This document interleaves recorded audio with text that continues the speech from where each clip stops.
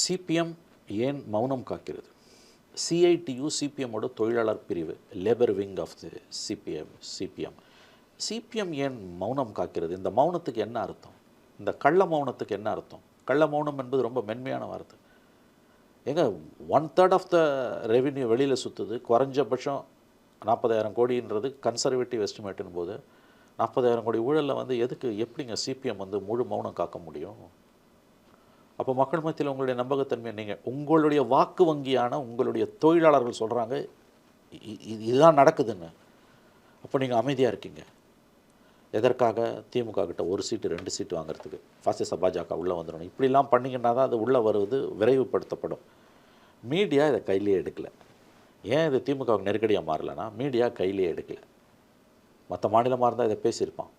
Media இதை எடுக்க வேண்டிய அளவுக்கு எடுக்கலை. இதுவே எடப்பாடி பீரியடில் நடந்திருந்தால் இந்நேரம் வந்து இந்த கவர்மெண்ட்டுக்கு இது மிகப்பெரிய நெருக்கடியாக எதிர்க்கட்சியான திமுகவும் திமுகவோட முழு கட்டுப்பாட்டில் அன்றைக்கும் இன்றைக்கும் இருந்து கொண்டிருக்கிற மீடியாக்களும் செய்திருக்கும்.